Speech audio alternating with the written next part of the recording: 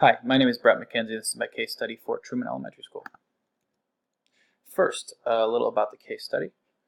Truman is a K-8 elementary school, about 700 students. They have had declining reading scores for the past few years, as well as the students who are going through each grade. They get progressively a little bit lower each year. The school has made about 15% free and reduced lunch, so overall fairly middle class. We also know that parents are very frustrated over this lack of progress, and they have brought it to the attention of the principal through a letter from the PTO president, and they would like to talk about it. The principal, as well as the reading supervisor, have observed classes and come to the conclusion that there is some significant issues, and those issues have been brought to the front by the reading supervisor in her notes. Now there is a reading grant available for schools, grades K through 4, who are underperforming. Now it is particularly for low-income schools, but Truman does qualify due to the low-performing aspect. We also know that some of the reading issues that were noted in the classroom relating to instruction, little individualization or small group skill work, the same skill instruction for all, so students weren't getting anything different if they were struggling or anything different if they were doing really well and needed something to challenge them. Wasn't strategic reading skills taught.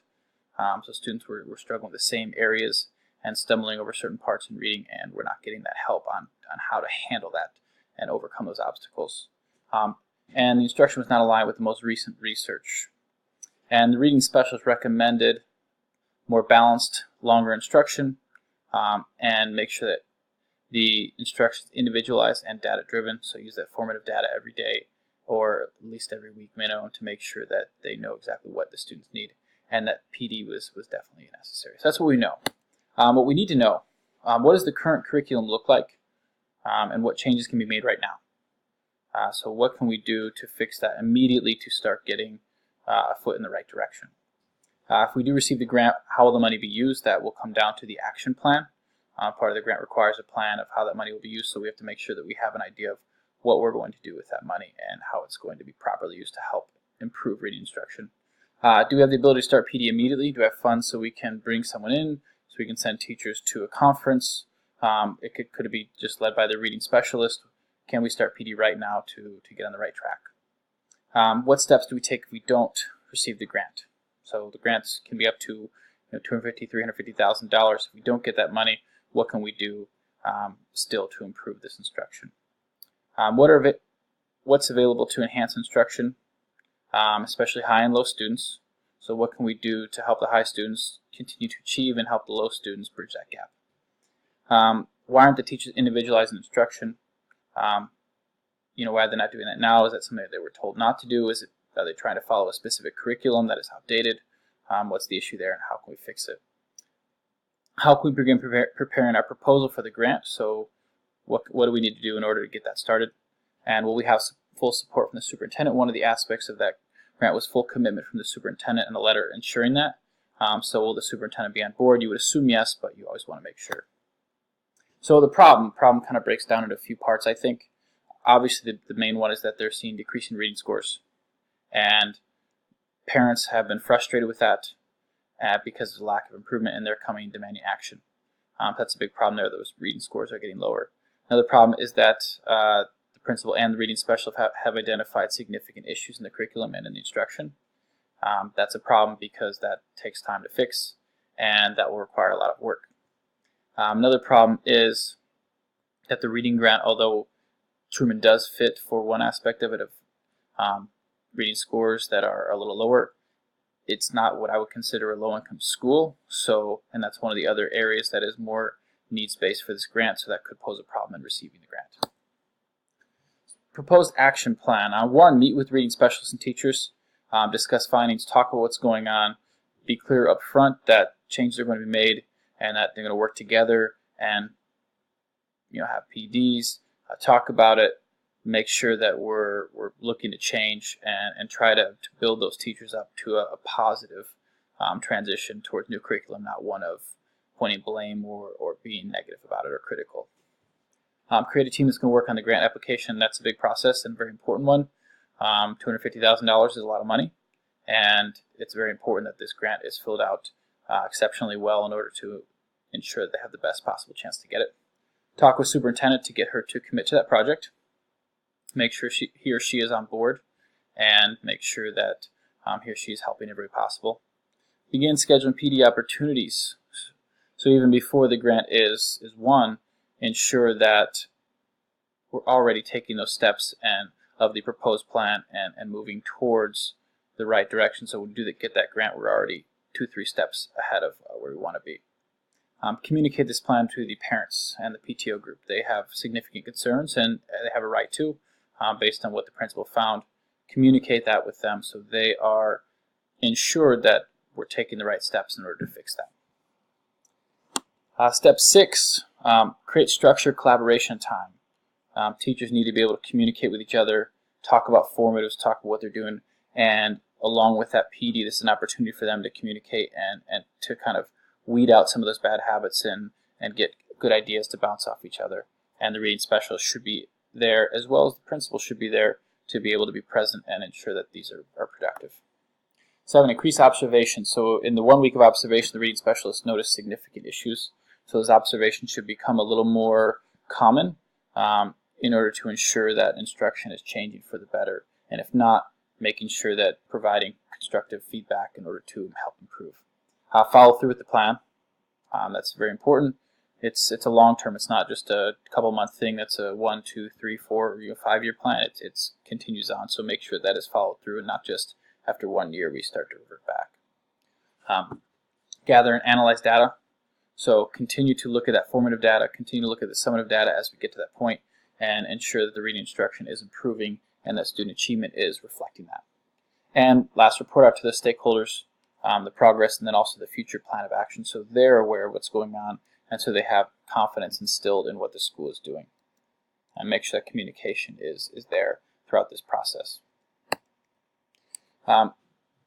So this resolution promotes success of all students because it improves teacher instruction and it utilizes the most recent research-based teaching strategies for reading. And whenever you have the most recent strategies and you have it backed by research, then that will increase student learning and ultimately increase student achievement and opportunity. Also will help because students are more individualized in small groups, so the students who are struggling will get that time they need in order to catch up. And the students who, as the parents put it, were bored and sitting in class, they'll be challenged to continue pushing themselves forward and not just waiting for the rest to catch up while they hang out. Also, ESSA funds will ensure that teachers and students have the right materials. If materials were an issue or if they need new materials or updated materials, that money should be able to provide whatever they need in order to provide better instruction.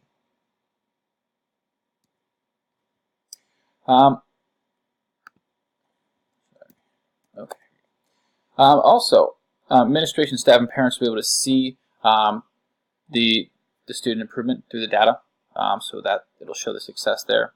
The use of formative data will become more common, and that will promote success because we'll be able to change instruction immediately instead of wait until the end of the year. Curriculum will be revised and more balanced, so students are getting their phonetics, their phonemic, their reading comprehension, and integrated reading and writing, so all those different skills will be more balanced and they'll have more opportunity to learn. And more time will be provided for that instruction, so not just the hour that they were getting initially, but upwards of an hour and a half or even more, in order to make sure those skills are all being taught and not some of them not being just glossed over. So reflection. So when I was working the case study, I was thinking about the importance of an established, reliable curriculum.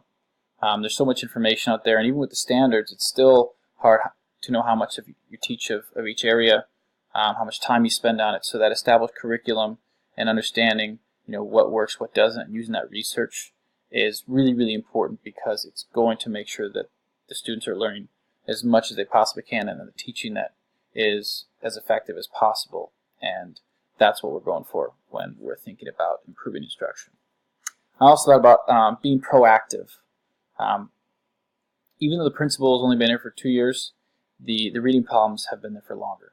So the fact that it's taken this long to really create something, a new program, and to really take that step to improve it is a little worrying because that should have been something that has been identified a long time ago. So, being proactive and not waiting too long in order to watch scores or students start to fail, you want to catch it right away. I did sympathize with the parents as well. It'd be frustrating to watch those scores get lower and know that there's issues, but that they're not being addressed or they haven't been on their own, and you have to really step up in order to make that happen. That's frustrating. And I did value the opportunity to work together with teachers to improve instruction. I think that's important that the principal is actively involved in whatever role possible to make sure that they know, teachers know they're supported, and also the principal knows what's going on and can really validate the progress they're making and what they're doing in the classroom instead of just hoping that it's going well. Unresolved issues. Mentioned why was it not identified sooner. Reading specialists spent a week in the classroom and figured out all these problems. Why did it not get figured out sooner? How will the teachers respond? Some teachers really don't want to change. Some teachers get very, very offended if you tell them they're not doing a good job, or you tell them that they need to change and do better. That can be a very difficult path to take to get these teachers to really buy into a full-on change. What happens if you don't get the grant? How do you move forward without that money? What do you do to compensate to be able to get the PD or get the training and improve the instruction without the money that might have helped to provide those opportunities? And if the scores don't improve the way we expect them to, what's our next step? So reflection standard 8, engaging families and community for basically to promote the academic success and well-being of the students.